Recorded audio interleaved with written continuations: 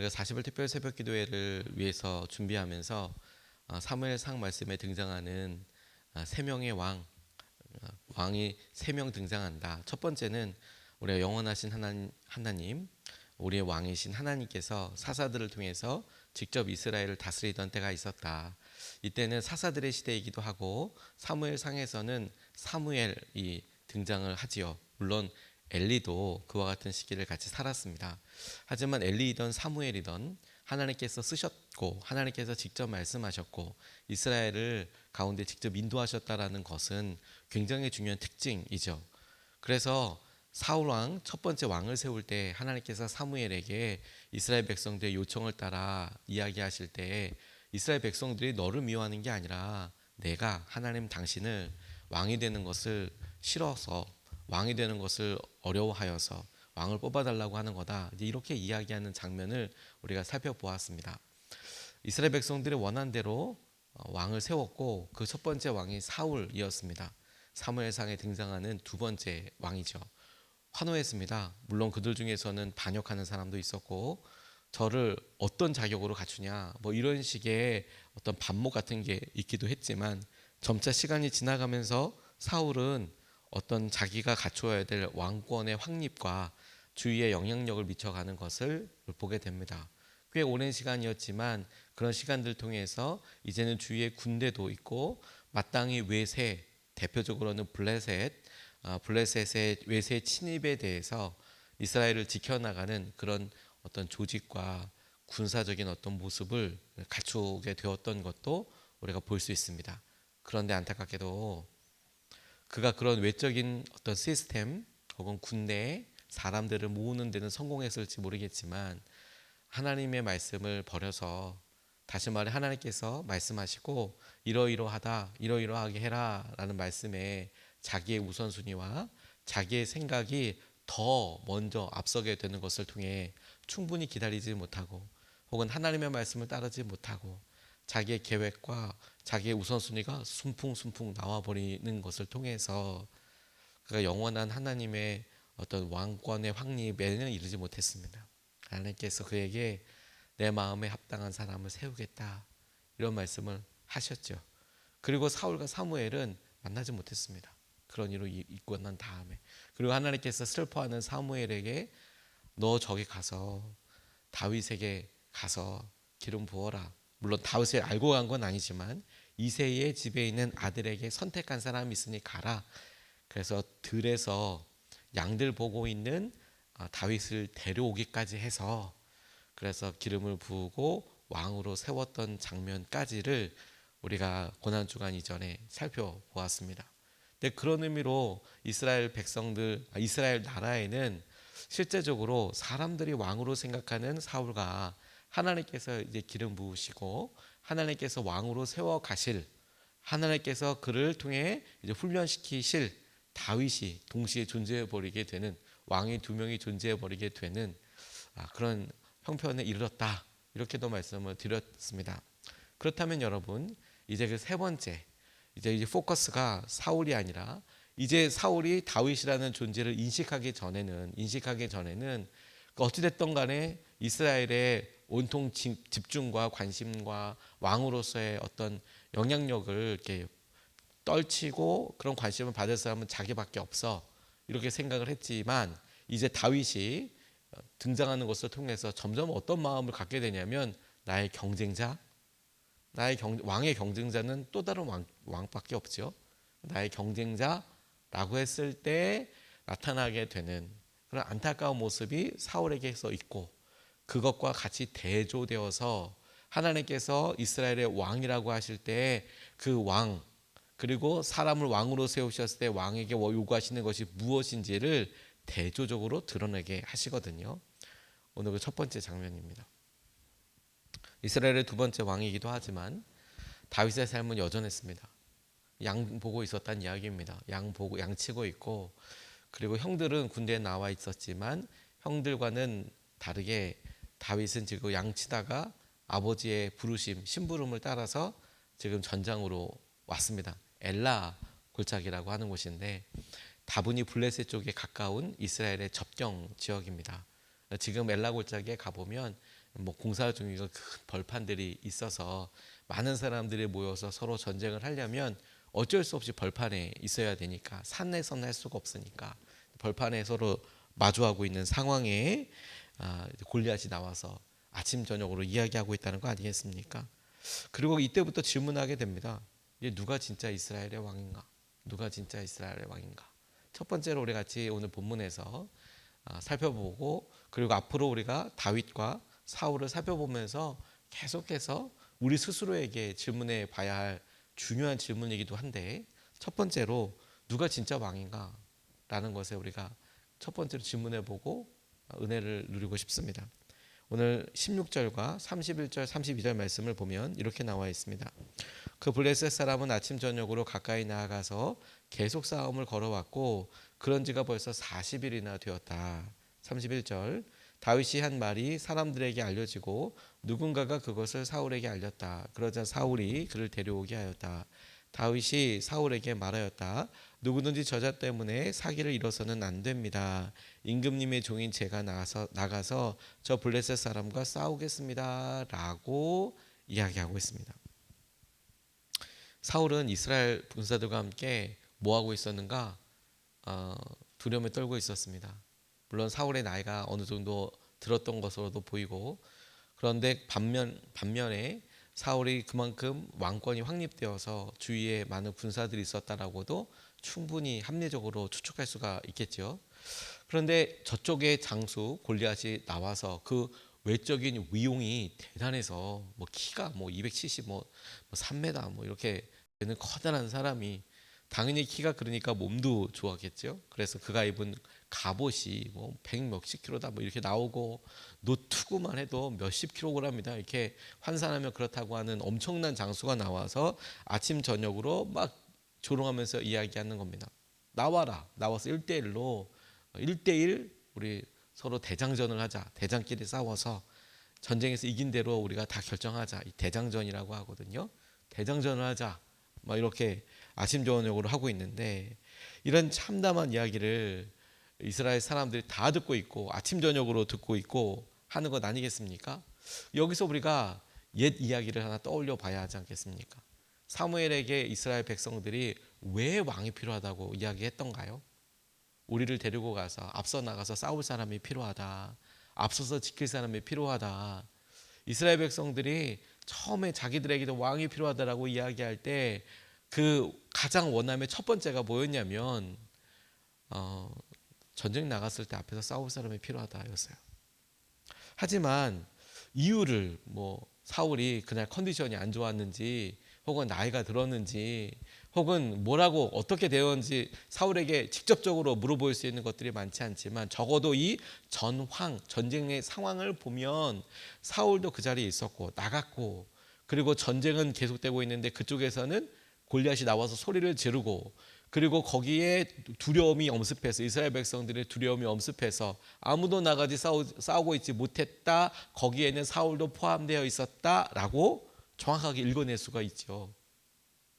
이게 안타까운 현실이라는 거예요. 이게 반면에 다윗은 참전하러 간 것이 아니고 아버지 이새가 거기 형들 3명 있으니까 가서 형들한테 걱정되니까 이렇게 가서 정해준 선물을 주고, 뭐 치즈 10덩어리는 그 부대장한테 주고, 너 형들 만났다는 증거를 가지고 와라. 뭐 이렇게 이야기하고 있는 것을 보면 다윗은 전쟁 때문에 갔지만 전쟁을 하러 간 것은 아니고 전쟁에서 싸우고 있는 형들 보러 간 거예요. 그리고 가서 여러 이야기를 이차 저차 듣고 있고 그것에 지금 분개하고 있는 거죠. 이런 참담한 이야기를 듣고 어떻게 가만히 있느냐라고. 다윗은 골리앗을 못 봤던 건가요? 아니죠. 골리앗을 봤죠. 골리앗의 소리를 못 들었나요? 아니요. 들었죠. 똑같은 사람을 보았고 똑같은 내용을 들었는데 다윗에게는 어떤 마음이 있는 겁니까? 저게 어떻게 저럴 수가 있어? 마음 안에 의문이 들고 하나님께로부터 온 특별한 어떤 분노, 거룩한 분노, 그리고 이스라엘을 향한 어떤 마음, 이스라엘 군대를 향한 이런 마음, 이게 있었다는 거예요. 자, 여러분, 마음으로 보면 누가 왕입니까? 하나님이 세우신 기준이 아니라 이스라엘이 필요로 했던 이러이러해서 왕이 필요합니다라고 이야기했을 때 누가 필요한 겁니까?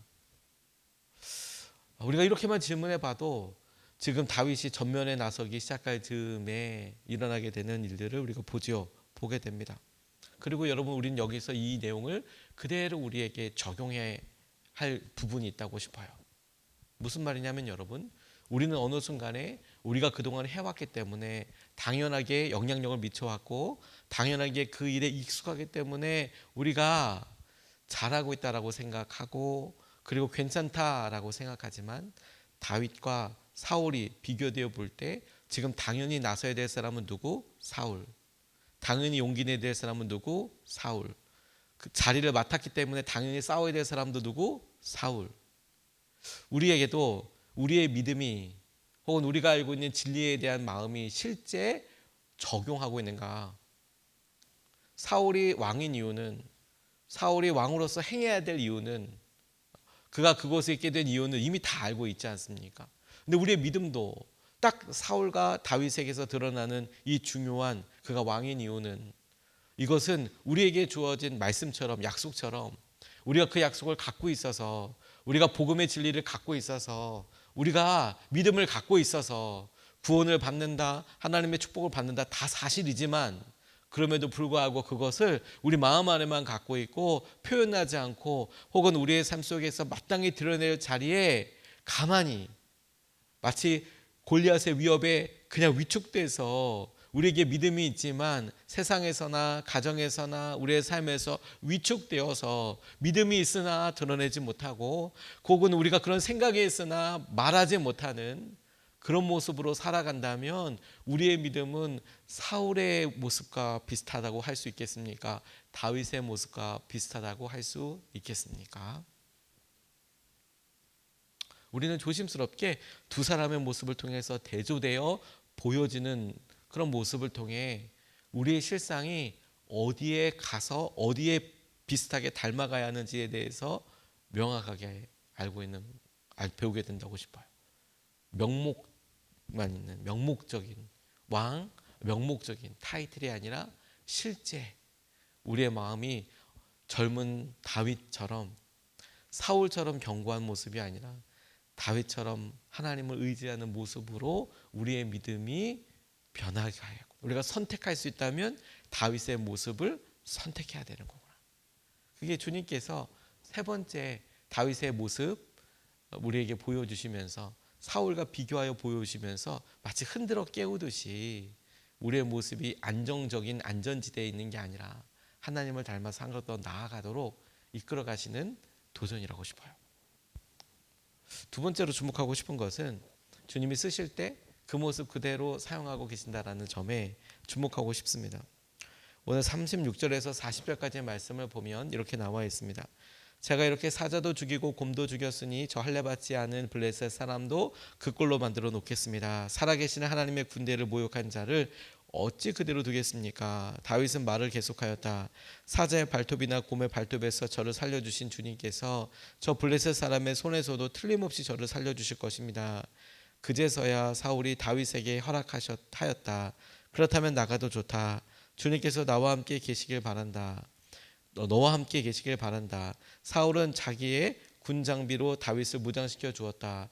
머리에는 노트구를 씌워주고 몸에는 갑옷을 입혀주었다. 다윗은 허리에 사울의 칼까지 차고 시험 삼아 몇 걸음 걸어본 다음에 사울에게 이런 무장에는 제가 익숙하지 못합니다. 이렇게 무장을 한 채로는 걸어갈 수도 없습니다 하고는 그것을 다 벗었다. 그렇게 무장을 해본 일이 없었기 때문이다. 그런 다음에 다윗은 목동의 지팡이를 들고 시냇가에서 돌 5개를 골라서 자기가 메고 다니던 목동의 도구인 주머니에 집어넣은 다음 자기가 쓰던 무림매를 손에 들고 그 블레셋 사람에게 가까이 나아갔다. 이렇게 그 장면을 자세하게 설명하고 있습니다. 일부러 그렇게 설명하는 거겠죠. 일부러 다윗의 모습과 사울의 모습을 비교하여 보여주는 거라고 싶습니다. 다윗 외견은 다윗보다 사울이 훨씬 컸던 것 같습니다. 나이뿐만이 아니라 바깥의 모습도. 어떻게 그렇게 생각할 수 있냐면, 처음에 사울 왕이 뽑힐 때 다른 사람들보다 머리 하나가 더 컸다 이런 것도 있지만 지금 옷을 입어봤잖아요. 노트북을 써보니까 커. 갑옷을 입어봤는데 커요. 그러니까 겉의 모습은 사울이 훨씬 컸겠죠. 사울이 등치도 좋고 사람들 딱 봤을 때는 컸다. 그리고 무기도 우리가 주목할 수 있는 거는 노트북을 썼다, 칼을 들었다라고 이야기하지만 당시에 칼과 같은 무기는 왕과 같은 어떤 지도층, 어떤 사령관이나 어떤 다스리는 지휘관이 아니면 거의 다 나무 막대기 가지고 싸웠어요. 돌, 나무 막대기. 당시는 청동기 시대입니다. 그러니까 청동기 시대, 지금서부터 3000년 전이니까 대략 다윗을 한 1000년, 기원전 1000년 어간에 살았던 사람이라고 얘기가 1000년이나 뭐 한 1070년이나 이렇게 어간에 살았던 사람으로 생각하게, 1000년 정도, 기원전 1000년 정도에 살았던 사람으로 그렇게 수측하니까 지금서부터 3000년 전 사람이잖아요. 청동기 시대였어요. 나가서 싸우는데 지금 다 맞지 않는 거죠. 자, 사울은 그런 모든 것을 다 갖추고 있었다. 다윗은 그런 거에 아무것도 없었다. 외견 모습도 사울이 더 컸다. 다윗은 그냥 소년의 모습에 오히려 더 가까웠다. 그런 모습을 봤을 때 앞에서 싸워야 하는 골리앗과 비교하여 보면, 그러면 다윗은 더 초라해 보이고 더 작아 보이겠죠. 그래도 사울이 너무 반가웠나 봅니다. 싸우러 나가겠다는 사람이 있으니까. 그래서 그에게 이런 것도 입혀보고 이것도 줘보고 그렇게 했단 말입니다. 근데 다 필요 없다고 자기가 할 수 있는 것 가지고 나아가겠다고. 저는 이것이 우리에게 주님이 하시는 여러 일들에 주시는 용기이자 우리에게 새로운 면을 툭툭툭툭 점검해 볼 수 있는 일이라고 싶어요. 사울은 칼이 없어 못 싸운 겁니까? 갑옷이 나빠서 못 싸운 겁니까? 다 있고 아마 다 좋은 걸 거예요. 근데 그게 있다고 잘 싸우는 게 아니에요. 마음과 믿음 때문인 거죠. 그리고 하나님께서 주목하시는 것은 다윗의 이 싸움, 하나님께서 주목하시는 다윗의 이 전쟁에 있어서 다윗이 선택하고 나아가는 것은 뭐냐면 잘하는 것으로, 오래 한 것으로 그 전쟁에 나가고 있습니다. 그 모습 그대로 쓰임받는 거예요. 다윗이 전장에 나왔다고 사울의 칼을 들고 휘둘러서 잘할 수 있다? 아니요. 그리고 보통 그렇게 잘해보려고 하다가 무너지는 거죠. 오히려 저쪽 골리앗은 싸움에 아마 도 같은 사람일 거예요. 모습도 그렇지만 힘으로 보나 그렇지 않겠습니까? 잘하는 것으로, 오래 한 것으로. 다윗의 모습에서 왕의 모습을 발견한다면, 우리가 발견할 수 있다면 그 모습은 그가 아주 위용이 대단한 갑옷을 썼기 때문에, 노트구를 쓰고 있었기 때문에, 칼을 들고 있었기 때문이 아니고, 그의 모습이 왕처럼 생겼기 때문도 아니고, 혹은 그가 왕궁에 익숙한 법도와 예절을 잘 알고 있었기 때문에 왕의 모습인 것도 아니고, 오히려 그가 왕이다라고 우리가 지금 이 모습에서 사울보다 다윗이 왕의 모습에 더 가깝다라고 우리가 생각한다면 그 이유는 뭐냐면 사울의 갑옷과 칼이나 이런 것들이 아니라 그와 함께하고 계시는 주님 때문에 더 왕같이 느껴지는 거예요. 그 주님은 어떻게 드러나고 있느냐면 그가 지금 신뢰하고 있는 믿음으로 주님이 보여지죠. 그가 오래 한 것으로 잘할 수 있는 것을 의지하여 나아가는 것은 표현하지 않았지만 그를 지키시고 그와 함께 하시고 그를 사용하고 계시는 주님이 그에게는 아주 시퍼렇게 살아계시기 때문이죠. 자, 그렇다면 하나님이 보시기에도 누가 더 왕같이 보여집니까? 저희는 여러분 남아있는 이 다윗의 삶을 사무엘상에 등장하는 세 번째 왕으로서 다윗을 주목해 보면서 우리가 기도하고 싶은 것은 우리의 외견이 사울 어떤 왕의 모습, 내가 갖춰야 될 것, 그런데 못 갖추고 있는 것, 여기를 우리가 적어도 지난 3주 동안 사울이 왕으로 뽑히면서 그의 순전한 모습도 보았고, 그런데 그 은혜를 스스로 노력을 하면서 막 지키려고 할 때 그게 어떻게 허물어지는지도 보았죠. 근데 거꾸로 주님께서 다윗을 이렇게 하면서 오랜 기다림과 고난이 그에게는 있지만, 그래서 하나님께서 누리고 보여주게 하시는 것은 뭐냐면 다윗과 함께 하시는 하나님을 드러내게 하시는 거예요. 그게 키이죠. 그게. 그리고 우리의 믿음에 대해서도 점검해 보는 겁니다. 하나님, 우리가 속상해하고 힘들어하는 여러 일들이 사울이 갖춰야 될 어떤 모습과 어떤 것을 더 갖추지 못해서나 그게 없어서 힘들거나 혹은 노력하고 있다면 이게 맞나? 라고 질문해보고, 거꾸로 우리가 고난이고 힘들고 어렵더라도 그래서 하나님께서 드러나고 계시나? 우리와 함께하고 계시는 주님을 더 의지하게 되었고, 그 주님의 믿음이 더 우리에게 분명해졌고, 그 주님을 따라가고자 하는 갈망이 우리 가운데 더 생겼으며, 그래서 아주 작은 거여도, 그게 물매같이 작은 거여도 그거 하나에 내가 진심으로 순종하고 내 믿음의 삶의 모습을, 무게중심을 거기 위에 두나? 전 그러면 성공한 거라고 싶어요. 그게 주님께서 사울을 미워해서가 아니라 지금 이 과정은 여전히 사울에게는 기회를 계속 주시는 거예요. 다윗의 모습을 통해서 거울처럼 네가 마땅히 돼야 될 모습은 이런 거 아니겠니? 어린 다윗을 통해서. 뿐만 아니라 다윗에게는 네가 사람을, 왕을 의지할 게 아니라 하나님을 의지해야 되는 거야 라고 교육시키는 그런 기간이 되는 거죠. 합력하여 선을 이루고 계시는 겁니다. 왜냐하면 그 언제 왕이 될지는 지금 상황으로서는 아무도 모르잖아요. 우리는 그 사이를 보면서 주님께서 어떤 것을 우리에게 훈련시키는지를 더 명확하게 볼 수 있겠다고 싶습니다. 여러분, 오늘 우리 명목상의 크리스천, 명목상의 기독교인, 명목상의 집사, 권사, 장로, 목사, 여기에 안심하지 말고 우리는 다윗처럼 내 믿음이 실제 작동하고 있는가? 내 마음의 사랑과 진리가 실제 일하고 있는가? 여기에 마음을 두고 우리 진짜 믿음을 써봅시다. 또 우리의 마음속에 다른 거 외적인 거 못 가서 속상해하기보다 우리한테는 다윗의 물매가 있나? 그리고 다윗 앞에 나아갈 주님을 의지하고 있는 믿음이 있나? 그것에서 우리가 더 기쁨과 믿음을 찾을 수 있으면 좋겠습니다.